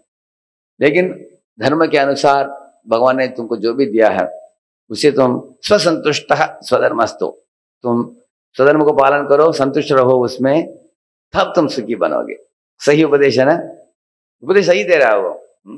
बोला कि अनर्थाचरितम तात परस्व स्पृहणम वृषम, दूसरों की धन दौलत को देकर जलने वाला कभी सुखी नहीं बन सकता, लेकिन तुमको जो भगवान ने दिया उसमें तृप्त रहोगे तब तुम सुखी बनोगे, ऐसे बता रहे हैं। जो व्यक्ति अपने कर्म में डूबे रहता है, दूसरों की संपत्ति से आकर्षित होकर हड़पना नहीं चाहता है, और ऐसे व्यक्ति महान माना जाता है, सब बोला उन्होंने। और इस तरह बोला कि वो ऐसे अच्छे अच्छे उपदेश दिया। लास्ट में दुर्योधन बोल रहा है, पिताजी आप सब कुछ जानते हो, आप और मैं हम दोनों एक ही, दो बोट, अगर दो बोट को साथ में बांध दिया जाए, दोनों एक ही दिशा में जाएगा ना, ऐसे ऐसे बोल रहा है वो। हम दोनों एक ही, दोनों बोट हम बंधे गए बोट हैं, क्योंकि आप पिता हैं और मैं बेटा हूं। आप क्यों नहीं जानते कि मेरे लिए अगर भलाई होता तो आपको भी भलाई होगा, ऐसे बोल रहा है। स्वार्थे किम नावधानम ते उता हो द्वेष्टिमाम भवान। मुझे तो शंका हो रहा है पिताजी, क्या आप मेरे से घृणा करते हो क्या? लगता है कि पांडवों को अब मेरे से भी ज्यादा प्रेम करते हो आप, नहीं तो मेरे राजा बनने में आपको क्या समस्या, आपको लाभ ही लाभ है, ऐसे बोल रहा है। तो ये बोलता है कि वो राजन, एक क्षत्रिय राजा होता है, वो विजय प्राप्त करने के लिए कुछ भी कर सकता है, अगर वो धार्मिक हो अधार्मिक हो कुछ भी कर सकता है, ऐसे बोल रहा है दुर्योधन। सही है क्या है? Just to get success can you take a shortcut? देखिए अभी कोविड के समय अनेक विद्यार्थी कॉपी किया, उनको 90 मार्क्स मिल गया, जिनको 60 मिलता था उनको कितना मिल गया? 90 मिल गया। तो हमारे कुछ विद्यार्थी थे, वो आकर मेरे पास रोने लगे, प्रभु जी हमको भी कॉपी करना पड़ेगा, नहीं तो हमको वो लोग जैसे मार्क नहीं मिलेगा।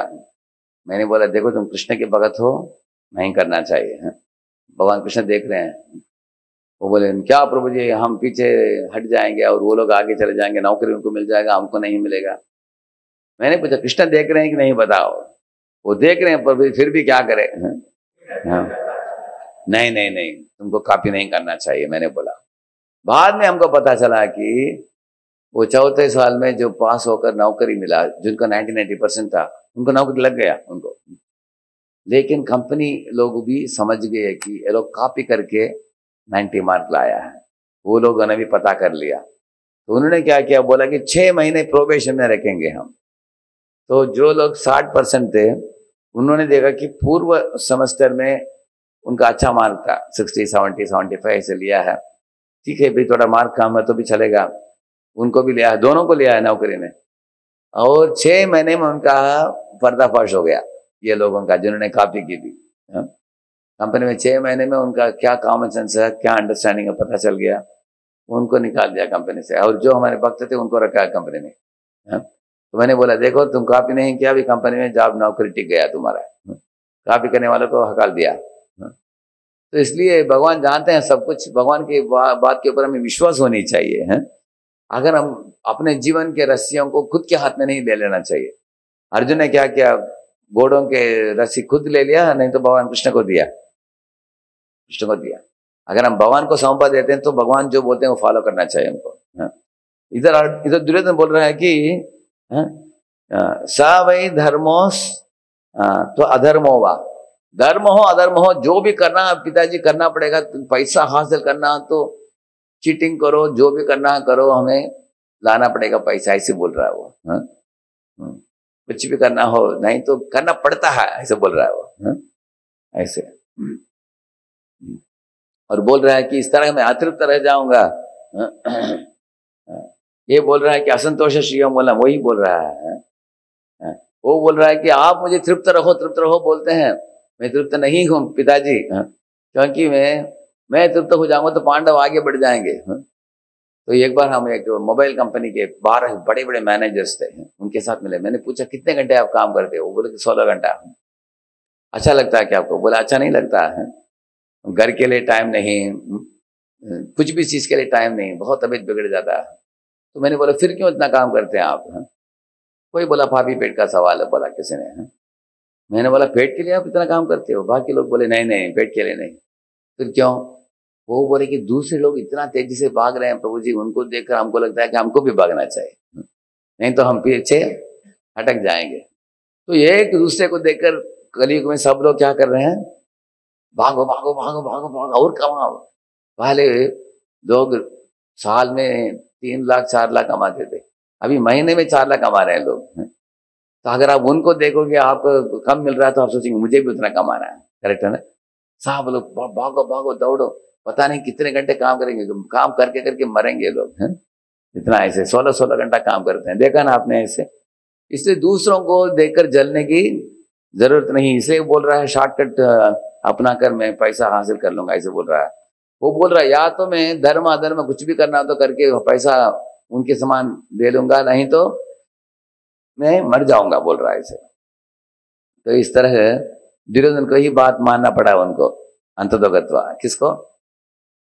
धृतराष्ट्र ने ट्राई किया दुर्योधन को सुधारने के लिए, वो सुधरा नहीं। उसको क्या बोलना चाहिए था? विदुर ने बोला अगर वो बोल रहा है ना मर जाऊंगा, मरने दो, बोला बोलो उसको मर जाओ। और विदुर ने बोला मरेगा नहीं वो, बोल रहा है क्योंकि तुम्हारे आसक्ति के कारण तुमको डर है, वो मरेगा नहीं वो। लेकिन धृतराष्ट्र तैयार नहीं था, उसको डर था कि हो सकता है मर भी जाएगा। साथ साथ पुत्र स्नेह था उसका। तो जिस तरह धृतराष्ट्र का पुत्र स्नेह था, कैकेयी का भी पुत्र स्नेह था, और कृतद्युति के सौत रानियां जो थी उनके राजा के साथ आसक्ति था। इस दुनिया में इस तरह आसक्ति ही कारण बनता है। इस दुनिया में लोग हटक जाने के लिए। लेकिन इस श्लोक जो हमने पढ़ा आज, इधर बताया गया कि इस तरह आसक्ति से जीव अपने आप छूट नहीं पाता है, उसके पास शक्ति नहीं है, उसको मालूम है कि ये गलत है, अच्छा नहीं है, फिर भी वो छूट नहीं पाता है। तो अनेक भक्त लोग भी आश्चर्य करते हैं कि हे भगवान, माया भी छूटता नहीं, भगवान भी प्राप्त नहीं होते, क्योंकि भगवान बहुत दूर है, हम प्राप्त नहीं होते, और माया एकदम निकट है, छूटती नहीं, हम फंस जाते हैं बीच में, क्या किया जाए। इसलिए बीच वाले व्यक्ति जो है उसको पकड़ना चाहिए। कौन है वो? गुरु है। गुरु जो है उन्होंने कृष्ण को भी पा लिया है, माया से भी छूट गए हैं, उनके पांव को पकड़ लेना चाहिए। अगर उनके पांव को पकड़ लिया हमने, वो हमको ऊपर उठाएंगे हमको। तो गुरु की पांव पकड़ लेने का मतलब क्या है? ये श्लोक में हमने पढ़ा, यत् अनुध्यासेना युक्ता कर्म ग्रंथि निबंधनम, ऐसे बताते हैं, छिन्दन्ति कोविदास्तस्य को न कुर्यात् कथारतिम। गुरु का मतलब वो व्यक्ति गुरु है जो भगवान की कथा बोलकर नाम रूप गुण लीला कथा के द्वारा आपको भगवान की ओर आकर्षित करता है, ऊपर उठाता है, और उसके द्वारा आप भौतिक भवबंधन को काट सकते हैं आसानी से। इस दुनिया में जो भी चीजों से हम लोग, हर एक का अलग अलग अटैचमेंट है। किसी का पैसे को केंद्र बनाकर गोल गोल घूम रहा है, जैसे अलग अलग ग्रह सूर्य को केंद्र बिंदु बनाकर घूम रहे हैं ना। कुछ लोगों को पैसा है, किसी को फॉरेन चांस है, किसी के लिए स्त्री है, किसी के लिए पॉपुलैरिटी है, फेमस बनना है। हर एक व्यक्ति को एक एक चीज है। ऐसे एक एक व्यक्ति एक एक चीज को रखकर गोल गोल घूम रहा है भगवान को भूल कर। लेकिन उस केंद्र बिंदु श्री श्री राधा कृष्ण होनी चाहिए, गौर निताई होने चाहिए। तो वो प्रमोशन कैसे मिलता है? वो साध संग से प्राप्त होता है। एक उदाहरण बोलकर हम प्रवचन को विराम देंगे। एक इस तरह एक लकड़ी को लेकर आप पानी में फेंको, वो तैरेगा वो, और एक लोहे का एक रिंग लेकर पानी में डाला, वो डूब जाएगा। तो बद्ध जीव को लोहे के रिंग से तुलना किया, और लकड़ी को शुद्ध भक्त से तुलना किया। तो शुद्ध भक्त हमेशा भवसागर में डूबते नहीं, वो ऊपर तैरते हैं। They are always situated in ecstatic bliss. तो इस भौतिक दुनिया में डूबते नहीं कभी। लेकिन बद्ध जीव डूब जाता है। लेकिन बद्ध जीव को क्या करना चाहिए? शास्त्र बोलते हैं, जैसे अगर इसके अंदर वो रिंग को लकड़ी में डाल दिया अंदर, ऐसे आप उसको पानी में फेंको, वो डूबेगा, तैरेगा, तैरेगा, दोनों तैरेगा, क्योंकि रिंग भी इसके अंदर आ गया ना। इसके कारण यही बताया गया है, सयैव साधु शुक्रतो मोक्ष द्वारम अपावृतम। साधु संतों के साथ अगर आसक्ति हो गया एक भक्त को, तो वो संत महात्माओं के साथ आसक्ति जो हमको ऊपर उठाने वाली चीज है। जैसे प्रभुपाद जी की ओर जो हिप्पी लोग आसक्त हुए है, वो लोग सब तरह के गलत काम को छोड़ दिया वो लोगों ने। ये एक रहस्य है कि साधु संत से आकर्षित होने का मतलब है कि उनकी कथा से, उनके गुणों से, उनके उपदेश आदेशों को गंभीरता से लेकर अपने जीवन में परिवर्तन लाना बहुत आसान है। अगर हम अपने आप करना चाहते हैं, कुछ आसक्ति से छूटना चाहते हैं, वो बहुत मुश्किल है।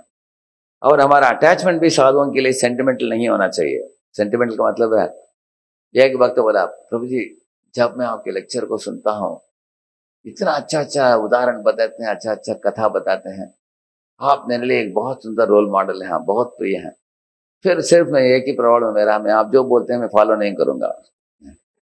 तो मैंने बोला उससे क्या मतलब है? तुम बोल रहे हो कि मैं बहुत अच्छा हूँ, मैं बहुत प्रिय हूँ, तो मैं तुमको बोल रहा हूँ फॉलो करो, फॉलो नहीं करते, क्या मतलब है? तो वो बोला कि आप बहुत हाई फाई बोलते हैं प्रभु जी हैं। तो एक्चुअली आप देखेंगे प्रभुपाद जी के साथ जिनको आसक्ति था, अगर वो लोगों का सेंटिमेंटल आसक्ति था, तो प्रभुपाद का वैकुंठवास होने के बाद ये लोग भी छोड़कर चले गए। लेकिन जो भक्त लोग प्रभुपाद जी के साथ आध्यात्मिक उनका संबंध था, प्रेम था, जैसे ईश्वर गिरिराज महाराज, इस तरह ईश्वर जयपताका महाराज, आप देखते हैं ये लोग अभी भी 50 साल के बाद भी ये लोग पक्का अभ्यास कर रहे हैं प्रभुपाद ने जो दिया है। Our attachment to sadhu should be spiritual, and that spiritual संबंध should make us follow what he is telling us to do। वो जो हमको बोलता है ये मत करो बोलता तो हम नहीं करना चाहिए, करो बोलता तो करना चाहिए, तब हम आसक्तियों से छूटेंगे। तो कल हम इसके बारे में और बताएंगे। सुबह का भागवत सत्र में भी धृतराष्ट्र के प्रसंग आएगा और इसके बारे में और थोड़ा बताएंगे कल, ठीक है? श्री प्रभुपाद की गौर भक्तवृंद की, थैंक यू वेरी मच।